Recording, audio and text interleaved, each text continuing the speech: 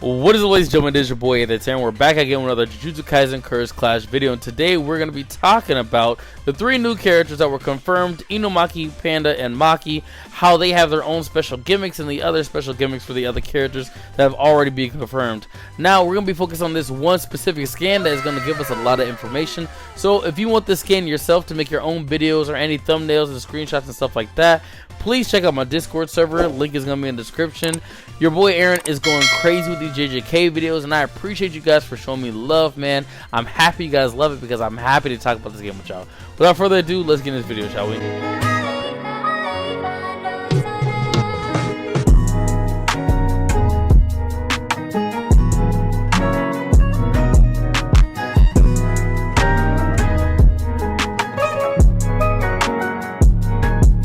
Before we talk about the characters, like I always do, we do a brief overview about the game. JJK Curse Clash is a 2v2 arena fighting game made by Viking, where it's gonna be made with the characters from the Jujutsu Kaisen anime.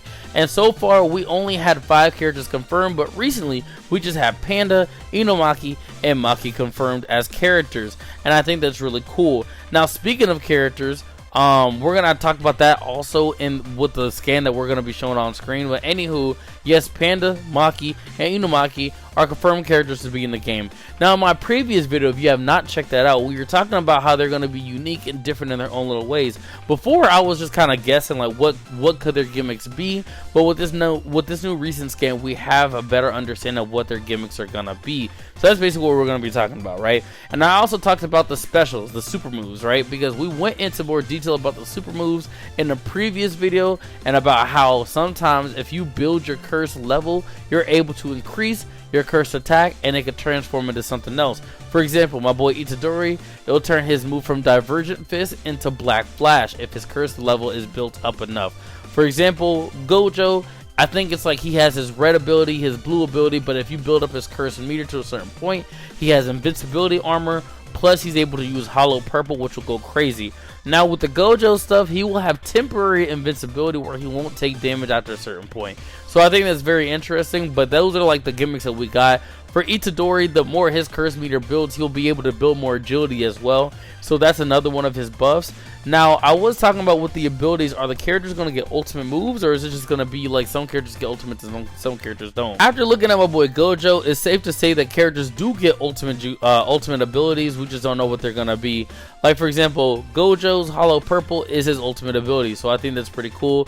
So let's talk about the 3 new characters and then see what we got going on here, okay? So for Panda, I'm going to put the screenshot up on screen. Shout out to my boy Shonen Games for the translations. It says, bounce around like a panda and crush everything like a gorilla. It says, enter gorilla mode to power up both your attack and defense, switch between panda and gorilla and make use of both powers. Now, I mentioned in my previous video, I don't know if you guys really paid attention like that, I mentioned how there are specific archetypes for each character in the game, right? I mentioned that there are like, okay, for example, if you guys have not seen the video, Itadori, it says that he's an agile character, you know what I'm saying? He is a beginner-friendly agile character. I don't know if he's just going to be unique because he is an easy beginner-friendly character, or if that's just going to be his archetype. For Megumi, it says be good with attack and defense as you play with Megumi. For Gojo, it says that Gojo has powerful attacks, but it will take a minute for him to be able to charge up those attacks. Sukuna is able to do crazy damage and be able to heal himself at the same time. And Nobara, it just says something about like her range with her nails, right? And I think that's kind of interesting. So Panda seems like, based off the translations alone, it looks like he falls under the same category as Megumi, where it says that you can switch between attack and defense. Maybe that's probably like a balanced character. Maybe that's what it is. And like I said in my last video, I mentioned how with Panda, I think we're going to be able to switch between Panda and Gorilla to be able to, you know, have offense and defense, and maybe as the ultimate he'll turn into one of his core types basically. And if you look at the screenshots where it shows like in-game stuff, you see Panda lifting his little fist towards the camera. Obviously there's probably an intro for him, or maybe it might be the beginning of a super attack, we're not sure. But right there underneath where he looks like he's in his gorilla mode, looking like he's about to attack Itadori, that gotta be his ultimate, man.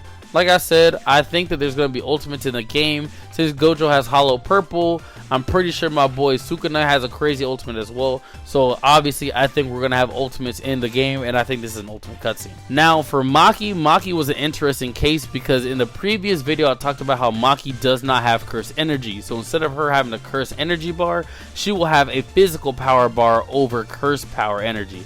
So basically, whenever she's fighting, she's going to build more of a physical gauge, which will allow her to unleash more techniques. It says specifically taijutsu, but more techniques. My theory is that she's going to switch between different weapons. I think that as her physical power increases, maybe she might become a little bit more agile, do some more damage, but I think she's going to be able to switch between weapons. Like in the anime, we saw her fight with a sword, we saw her fight with a spear, and we saw her fight with some sort of nunchuck looking thing. And I think that's what's going to end up happening. I think as the physical bar keeps growing, my girl is going to be able to switch between weapons and do some crazy damage. And I think that's really cool. It even says right here, Maki uses taijutsu to beat down her opponents, utilizing unique combos that'll deal intense damage. I think Maki is going to be one of them characters that people are going to sweat their hearts out, because think about it, man. If she's going to have different combos, bro, she's going to be a versatile character. Now, I think her only limit is probably going to be projectiles, because there are characters in the game that have projectiles. So maybe they'll give her some sort of option where she can be able to deflect them or at least guard against them. If we zoom into the pictures down on screen, it looks like her little intro or whatever, and then it looks like she's doing an attack on Nobara. Looks like an ultimate jutsu, or why do I keep saying ultimate jutsu? I'm so used to Naruto. An ultimate attack, that's why the cutscene looks like that. That's what I think is going to be going on here. Next, we're going to be talking about Inumaki. Now, Inumaki, like I said in my previous video, they are not giving him a curse level gauge. They're giving him a quote-unquote throat gauge or a curse speech gauge. So the thing about Inumaki is whenever he speaks, he gives commands. If his, like with his curse energy, he gives commands. So if he tells you to stop, you'll stop, friend or foe, and that's what makes it hard for him to talk to people in the anime. Now in the game, the way they're going to implement that is they're going to give him a throat bar, and I guess the more it builds up, the more powerful his attacks are, but you got to be cautious about what you do. And let me explain to you guys well with the scan on screen. It says curse speech overwhelms the opponents with its extensive range. It says curse speech has incredibly strong agility, but if you use it too much, you'll start to gain damage yourself. So I think that's what is going to be his gimmick. I think his gimmick is going to be that if you balance the speech gauge with, if you just balance the speech gauge, you're able to do massive damage without also harming yourself. And I think that's very interesting. If he has range, I think that he falls under the same category as Nobara, because Nobara has range as well. His description doesn't fit the same as Megumi, Gojo, or Sukuna. With Nobara, his fits the same. So I think maybe it's going to be a range thing. I think he's going to have some up close combos, but I think he might specialize in range, because think about it. Speech does have distance. It has range. So it only makes sense for him to be kind of a range type character in the game. So I'm starting to kind of get a vibe of how these characters fall in with each other. You know what I'm saying? We got the balance type, we got the range type, we got the power type, and maybe we got the attack, assault type. Not fully sure. But yeah, so with my boy Inumaki, his speech will have range and it will do massive damage, but if you do too much, then you will damage yourself. Another thing that I learned was about Nobara. I learned that for Nobara, she's not going to have a curse gauge or a curse level. She's going to have a mind gauge. And I think I think that makes sense, actually. I think since, you know, she's going to be an agility type character, not agility type character, a range type character, it makes the most sense for her to have a mind type gauge. It'll probably be something similar to Inumaki's. Now, I don't think her mind gauge will make her have headaches that's going to make her be, you know, do damage to herself. But I think the mind gauge is going to be more of like a mental fatigue kind of thing, where it might slow down the attacks that she shoots out. So I'm very happy that these characters, if they do have some sort of buff, they're nerfing them. Like how I spoke about my girl Maki, I was mentioning how Maki's going to be a great up-close agile character, but the issue with her is going to be the fact that she has no way to block projectiles. I think that with the range type characters, they will be able to have projectiles, but you can't overuse the projectiles because you'll put yourself in a weakened state. I think that's kind of cool, actually. That's very interesting. So I'm glad that they're doing that. I really want to say Maki falls more under the Itadori category when it comes to archetypes in the game. And it kind of makes you wonder, like, okay, if we're going to get different characters in the game, what archetypes are they going to fall under? You know what I'm saying? So let me know what you guys want to name these archetypes so we can talk about them in future videos. Because, like, for example, let's say Panda and Megumi are balance types. Inumaki and Nobara are range types. Let's say Itadori and Maki are agile types. You know what I'm saying? So let's think of some names in the comment section. And finally, the last thing that we need to focus on in this video is this last section right here, because it's going to help us build to our next video. It says right here, several second years from the Tokyo school will be playable. Once you spend some time with the game, try your hand at learning the fun, unique abilities that the second year characters bring to the game. So ladies and gentlemen, like I said in my previous video, we're going to have over 15 sorcerers in the game, and the fact that they confirmed second years from the Tokyo school, it's going to be crazy. It's going to be crazy. Ladies and gentlemen, I'll let you guys understand, man. Like, we're getting a good amount of characters, and I know people are going to be like, oh my god, like, this is kind of annoying because, you know, we're only going to have 15 characters.